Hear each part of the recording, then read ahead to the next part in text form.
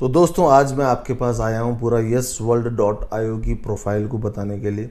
थोड़ा सा मैं इसके अंदर बता दूँ, YesWorld.io को स्टार्ट करने से पहले जस्ट हम 1.5 साल से जो चला रहे हैं ऑलरेडी YesWorld FX के नाम से ऑलरेडी हम एक इसको सिस्टम चला रहे हैं जी, जिसमें अगर देखा जाए तो फॉरेक्स का पूरा इस वक्त ट्रेडिंग प्लेटफॉर्म है। जिसकी दुबई से ऑलरेडी हम इस वक्त पूरा का पूरा हब ले चुके हैं और 1.5 साल से सक्सेसफुली उसको रन अप कर रहे हैं।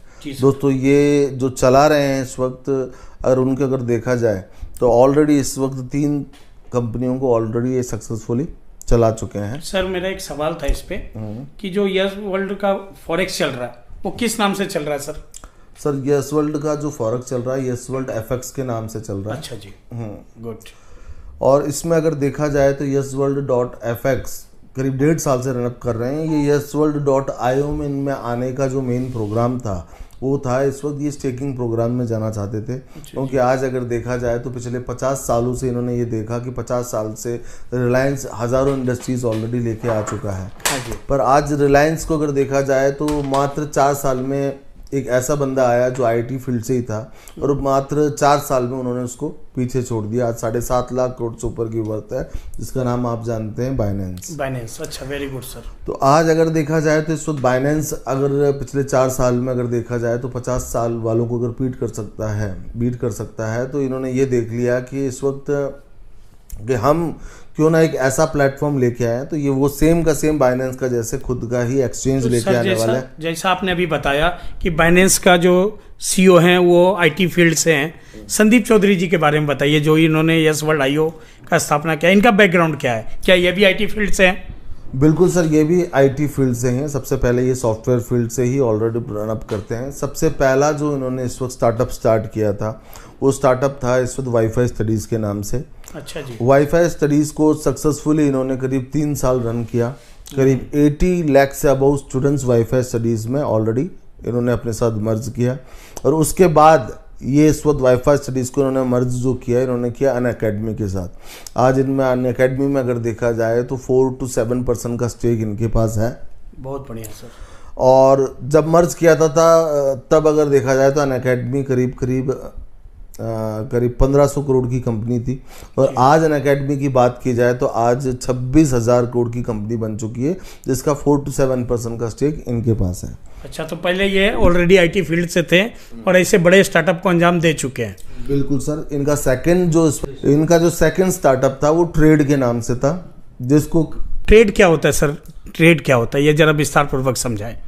सर जैसे मैंने बताया, फर्स्ट जो स्टार्टअप था इनका वाईफाई स्टडीज़ का था, तो पूरा स्टडीज़ के ऊपर इन्होंने इस वक्त पूरा फोकस करते हुए पूरा का पूरा पोर्टल बनाया था, पूरा इस वक्त सिस्टम बनाया था।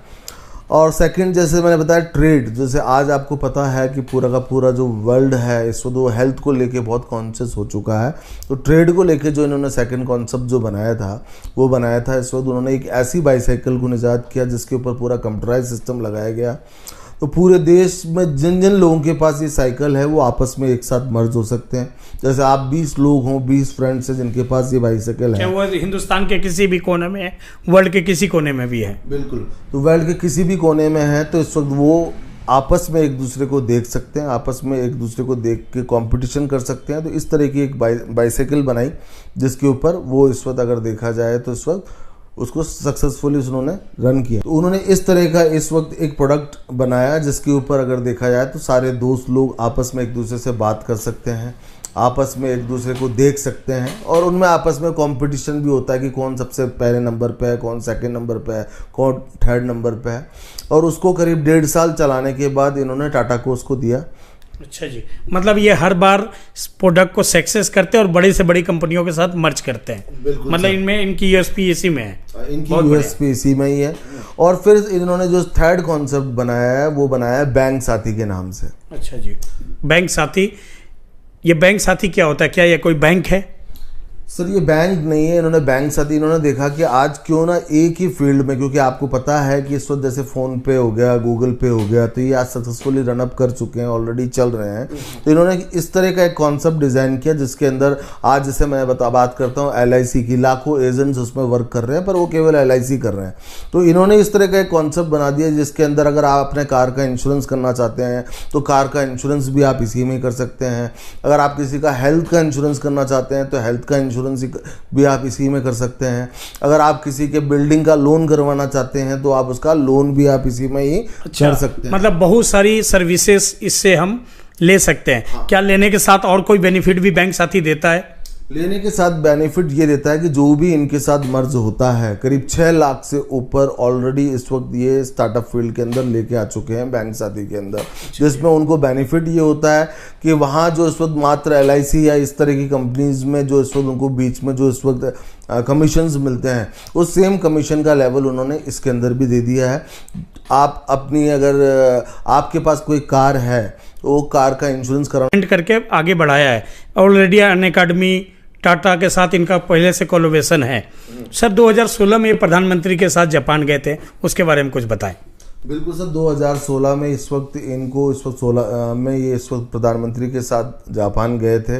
इनको बाकायदा इस वक्त आपको इसका इनविटेशन कार्ड हम दिखा सकते हैं। इस वक्त वहाँ पे ये जाने के बाद ये इस वक्त इन्होंने गूगल से भी इनको इस वक्त बहुत सारे अपॉइंटमेंट्स मिल चुके हैं। गूगल के थ्रू भी ये इस वक्त बाहर गए हुए हैं। और इनका जो सक्सेसफुल होने का रीज़न है क्योंकि ये 3 स्टार्टअप को ऑलरेडी स्टार्टप कर चुके हैं। 4th ये लेके आ रहे हैं, बाइनेंस जैसा खुद का एक्सचेंज लेके आ रहे हैं। अच्छा। और उस एक्सचेंज को लाने के पहले इन्होंने जो बैंक yesworld.io स्टार्ट किया है। आपको पता है जहाँ यूज़र्स होंगे वहाँ पे लोग बाग मूव होते हैं।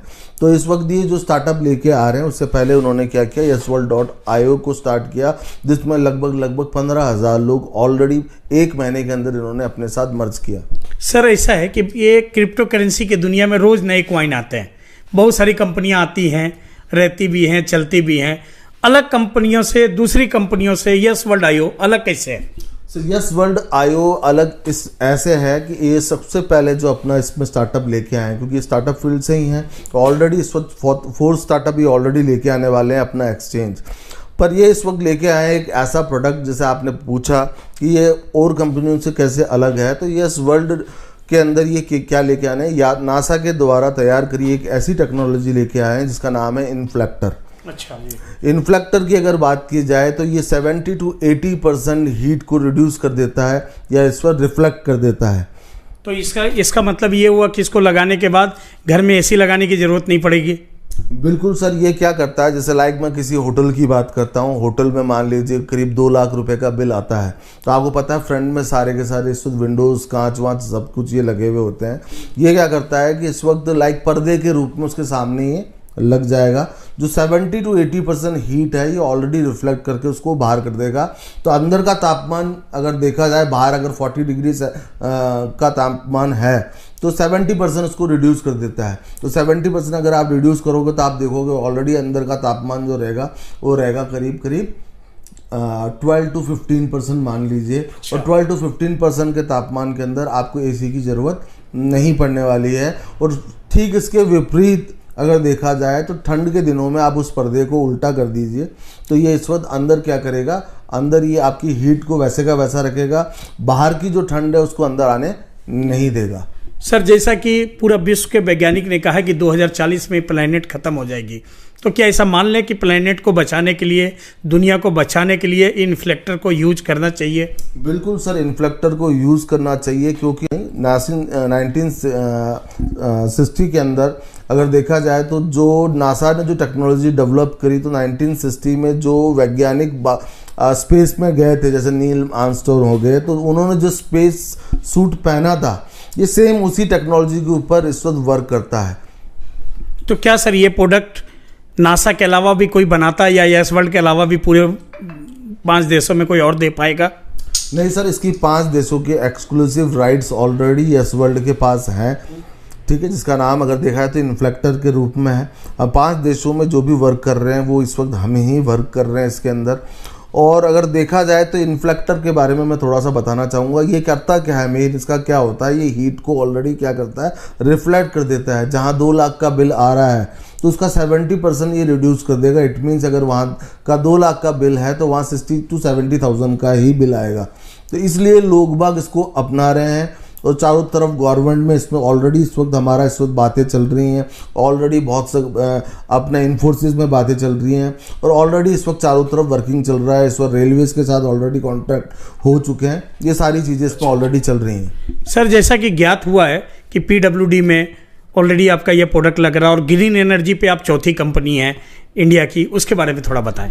बिल्कुल सर, ग्रीन एनर्जी के ऊपर हम वर्क कर रहे हैं क्योंकि इन्फ्लेक्टर वर्क ही ग्रीन एनर्जी के ऊपर वर्क कर रहा है। क्योंकि आज अगर देखा जाए तो इस वक्त पूरे 4 कंपनीज का आपने जैसे बताया, तो मैं 4 कंपनी में जैसे ऑलरेडी रिलायंस ऑलरेडी इसी टेक्नोलॉजी के ऊपर वर्क कर रहा है, अपना अडानी ऑलरेडी इसी टेक्नोलॉजी के ऊपर वर्क कर रहे हैं, टाटा ऑलरेडी इसी टेक्नोलॉजी के ऊपर वर्क कर रहे हैं, और इन्फ्लेक्टर के नाम पर चौथे कंपनी इस वक्त यस वर्ल्ड है जो इसके ऊपर वर्क कर रही है। बहुत बढ़िया सर। तो सर ये जो इवेंट मतलब हर चीज़ों को ये सक्सेस पहुंचाए हैं, बड़े मुकाम दिए हैं, तो ऐसा माने कि यस वर्ल्ड भी आईओ भी ऊपर जाएगा, इसके क्या रीजन क्या हो सकते हैं सर कि आगे ऊपर जाए? सर इसका मेन रीज़न अगर देखा जाए YesWorld.io आगे जाएगा, इसका मेन रीज़न इन्फ्लेक्टर है, क्योंकि इन्फ्लेक्टर के अंदर हज़ारों लोग जुड़ चुके हैं इस वक्त। अच्छा जी, इन्फ्लेक्टर पे हज़ारों लोग जुड़ चुके हैं। हाँ। सर ये क्वाइन कैसे काम करेगा, ये टोकन किस हिसाब से लोगों तक पहुंचेगा और इसको लेने से क्या क्या बेनिफिट है लोगों को? सर मात्र 11 पैसों में इन्होंने इस टोकन को इस वक्त लॉन्च किया है। अच्छा जी। और 1 महीने के अंदर अगर देखा जाए तो करीब 42 पैसा आज इसकी रेट हो चुकी है। अच्छा जी। और ये जो वर्क कर रहे हैं इन्फ्लेक्टर के ऊपर, तो आज आपने देखा हो बहुत सारे लोग टोकन्स के ऊपर वर्क करते हैं, पर उनके पास अगर देखा जाए तो इस तरह का कोई प्रोजेक्ट होता नहीं है। वो केवल टोकन लाते हैं, लोगों से पेमेंट लेते हैं और मार्केट से आउट हो जाते हैं, क्योंकि उनके पास कोई प्रोजेक्ट नहीं है। YesWorld.io ये पहली कंपनी है जो किसी प्रोजेक्ट के ऊपर वर्क कर रही है, इन्फ्लेक्टर के ऊपर वर्क कर रही है, देश को बचाने के लिए वर्क कर रही है। और इन्होंने इस वक्त ये टेक्नोलॉजी इस वक्त ईजाद की है, इसके ऊपर जो फाउंडर इन्होंने ऑलरेडी इसके ऊपर एक लॉकिंग सिस्टम डाल रखा है कि इसके फाउंडर मेंबर्स इसको 3 साल तक खुद सेल नहीं कर सकते हैं। अच्छा, मतलब स्टार्टअप फील्ड में ऐसा कोई नियम है कि 3 साल तक आपको घर से पैसा लगाना पड़ेगा और कंपनी को बड़ा करने के बाद आप फाउंडर इसके पैसे कमाते हैं। इसका मतलब ये समझें कि 3 साल तक फाउंडर जो डॉक्टर संदीप चौधरी है वो यस वर्ल्ड से 1 रुपया भी गेन नहीं कर पाएंगे, ऐसा है? बिल्कुल सर, आप जितने भी स्टार्टअप्स देखोगे उसमें होता क्या है, सबसे पहले वो इस वक्त बर्न करते हैं और उसको आगे चलाते हैं, 2 से 3 साल तक अपनी जेब से पैसा लगाते हैं। तो सेम सिस्टम यहाँ पे भी इन्होंने 3 साल तक इसको लॉक कर रखा है। 3 साल के बाद ही ये इस वक्त ये अनलॉक सिस्टम खुलेगा, जिसमें ये पर मंथ 5% की स्टेकिंग को खोल सकते हैं।